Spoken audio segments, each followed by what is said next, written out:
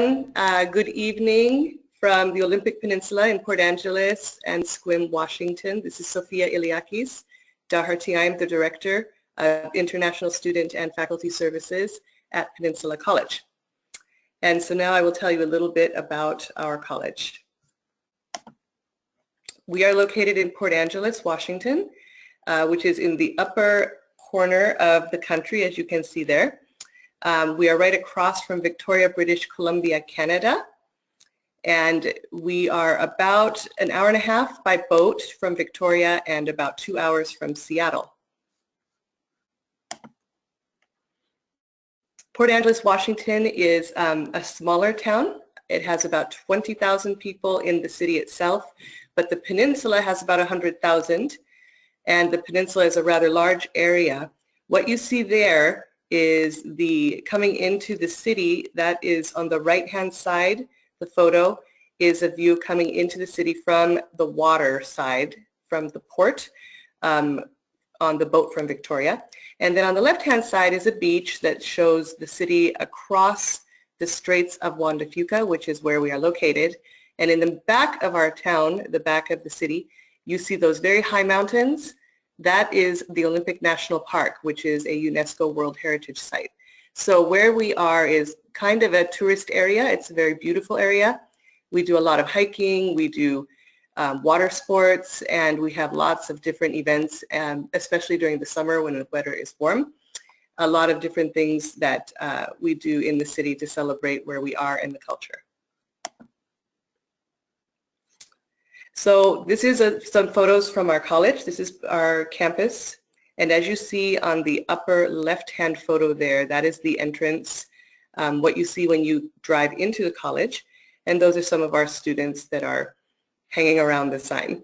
And next to that is a photo of the mountains, again. And the building you see in front of that is our library. Our campus is about 40 years old, and we've currently redone all of the buildings. So all of the buildings are very similar to what you're seeing in the library there. They are built with green technology. Where we live is a beautiful natural area, and so we try to stay true to that construction because it's suitable for where we are, and also it's what many of the people where we live do believe. The photo below is this one with the autumn tree and foliage in front of it is our science technology building, and then next to that with the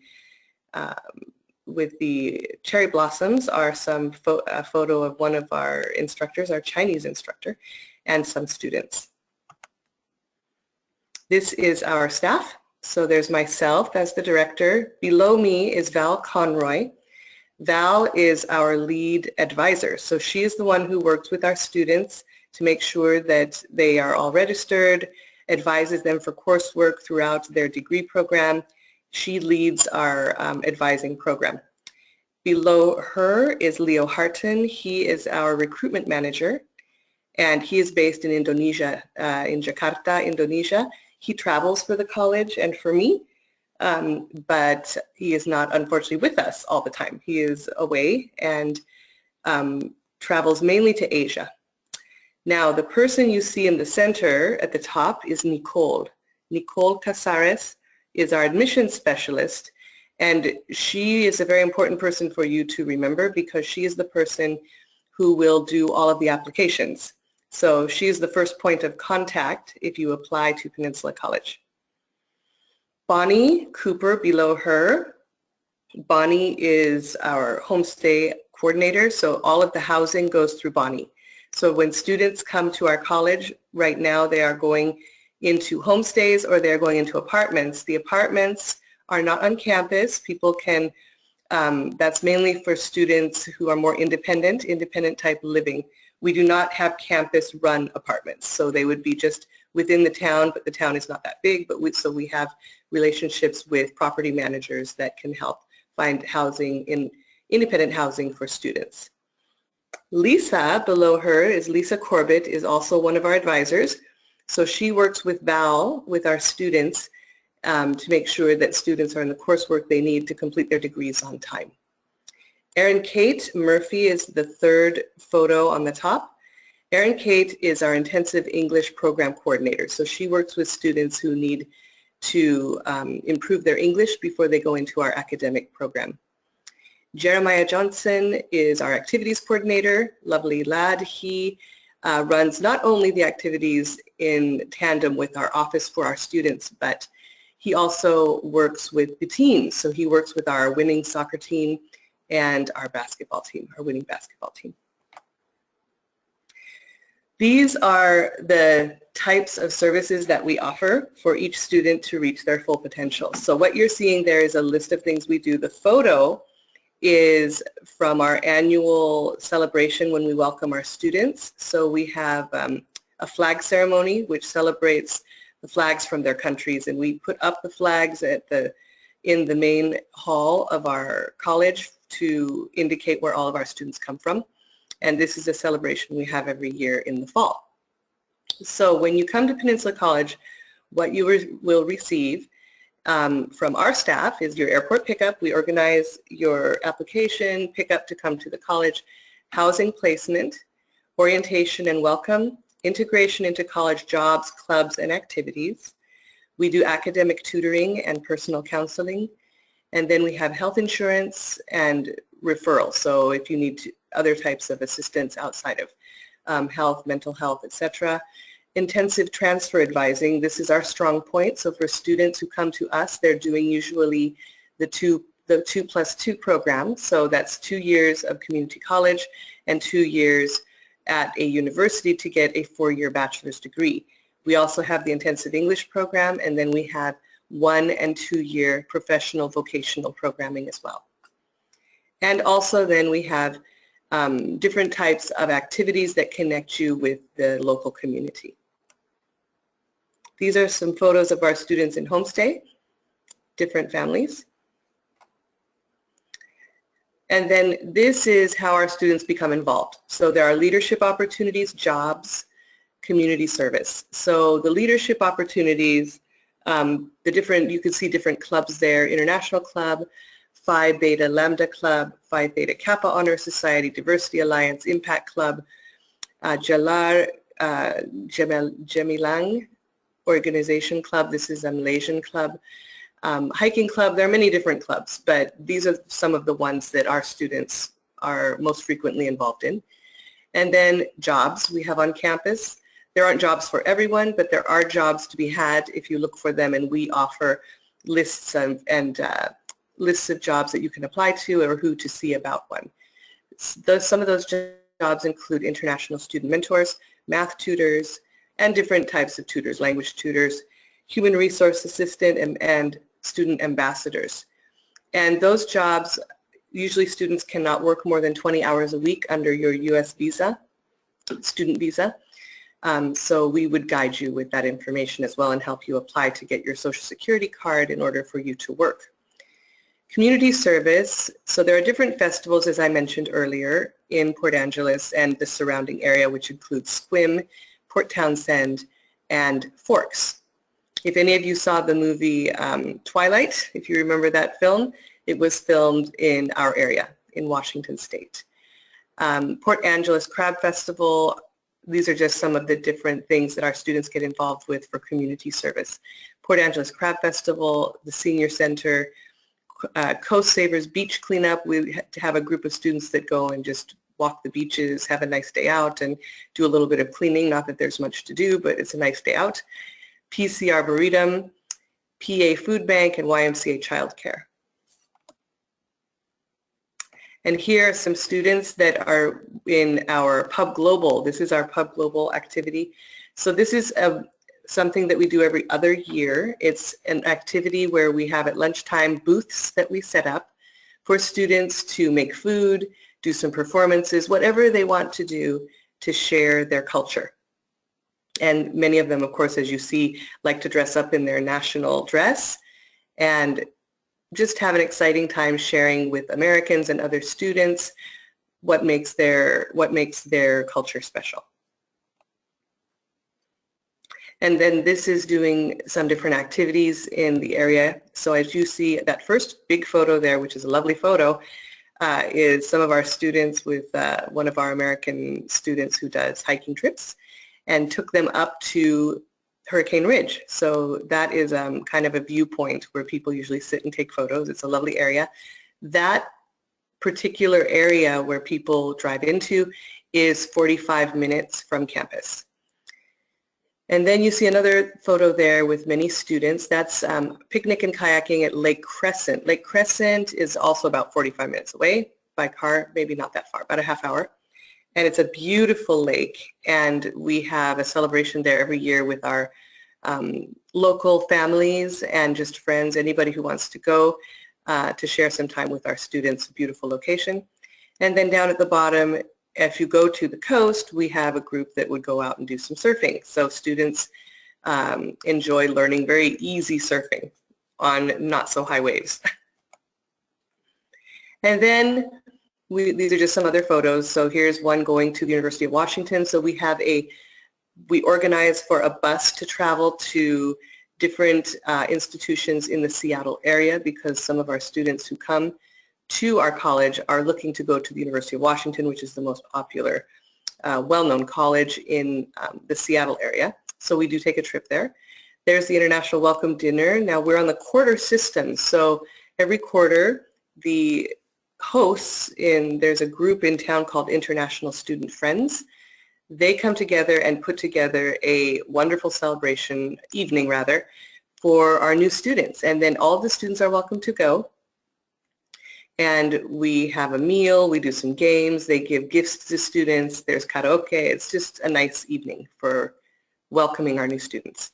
And then on the right, you have a couple of girls that are out at one of our beaches that are not far from campus. So these are some graduates that transferred to top universities from Peninsula College. So like I said, we do 2 years at our college, and then usually students transfer for the next 2 years to do a bachelor's degree. And those are some of the universities that our students have transferred to. These are some of our graduates from last year, and as you can see, they've gone to places all over the country. So we have Roger in the front there, who went to the University of Oregon. We have Margaret, who went to Ohio State, and then Lutfan, who went to Savannah College, that's in Georgia. Patra went to Iowa State, and Nan went to the University of Minnesota. So these are just some of our students who were willing to give us photos and tell us where they went. And these are some more transfers. So some of the students who disclosed many students are accepted to numerous places because we encourage them to apply to a number of different places. So when they finally make their decision, they tell us where they've gone, and these were some of our students, particularly our Indonesian students who are government sponsored from Malaysia. And so we have the University of Florida, University of Indiana, Bloomington, University of Wisconsin-Madison, and Boston University and Ohio State, all very good schools. These students were excellent. And so this is just a little mantra to share with anybody who's going into the next steps of going from study into a career, which is choose a job you love and you will never have to work a day in your life, Confucius says. There's a few students there again who graduated. One went to Boston, Faris went to Boston, Ronsa, Penn State, and Sheen, University of Indiana, Bloomington. These are the costs, and they change a little bit. This last 2 years they did not, but once in a while they will change depending on what the state of Washington decides is going to be the tuition for the year. We are on a quarter system, so students usually begin their studies in fall quarter in September, and then they go with winter quarter starting in January, and then in spring our students usually begin in May or late April. And so the tuition you can see there for the quarter and then the academic year. Books we estimate at those costs, which is that's pretty accurate. Room and board, this is homestay usually, but if you choose an apartment, it might be a little bit less, especially if you are going to be living with others. Health insurance is a requirement, and that's the cost per quarter and annually, and there's the estimated total. So that total that you see at the bottom of the academic year is what would need to be provided for U.S. immigration. So that's the amount that they need to see to know that you have the funds in order to study in the U.S. And a question came up in the last webinar about fees for application. There really are three. So one is the actual application fee of $45. Two is airport pickup fee, which is $125. And then three is $250 for homestay. And that is really those are the only costs that you would incur. And that is the end of my presentation, and I say thank you, and I'm ready to answer any questions that you may have.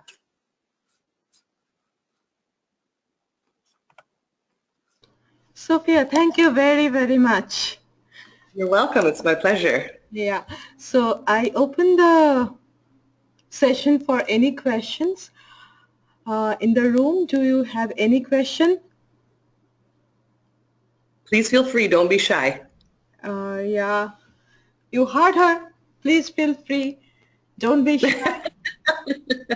I know it's hard. I'm the strange head floating in front of you, so but Yes. don't be shy.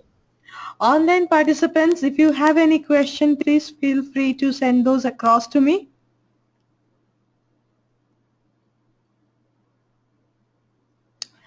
We have a question here, Sophia. So, is there any scholarship that will be available for the if we join this course? So there are some scholarships that are available, but they're only available after a student has applied. Okay. So as a community college, I know it sounds interesting to hear, but as a community college, even though it looks like our cost is quite expensive, it's actually much less than a university. And so that's already kind of considered by U.S. immigration discounted to a certain extent. And so we really can't offer scholarships at the beginning. So when students come, and it's usually after they show some academic success, then they can start looking at applying at some scholarships. Right, right. Good question. Important question. Mm-hmm. And is there any in-campus job available? Can students do some in-campus job and earn while they study? Yes, there are. Okay. And so I mentioned that one before, and I can just go back to that slide real quickly. Right here. Oops, sorry. So in the center there, those are the four jobs that tend to, especially the international student mentors in our office, math tutors and ambassadors. These are jobs that seem to attract students. There is another job that students tend to enjoy, which is to my surprise, but I'm also very pleased that they enjoy doing, is the gardening. Okay. The campus grounds. They enjoy being outside and digging around. So yeah, and then also another one is working in the food service, different things like that. It's only meant to give some pocket money. And so, but up to 20 hours a week is allowable. Right, right, yeah, sure. Also in the bookstore would be another one, and some tutors for different teachers. Okay. Nice. Working with the art department, the drama department, the music department. Okay, okay. Oh, fantastic. So any other question, online participants, any other question?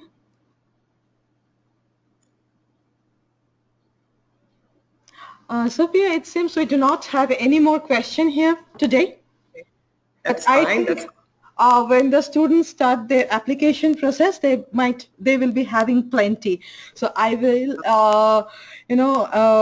pass all those questions to you so that they are well informed when they do the application. Yeah? Okay. Absolutely. Thank you so very much for doing such an early presentation today for the students. It's my pleasure. Thank you for all staying up and waiting. Yeah. Thank you so much. You have a very, very, very good day. You too. Thank you. Thank you. Bye-bye. Okay. Bye. Goodbye.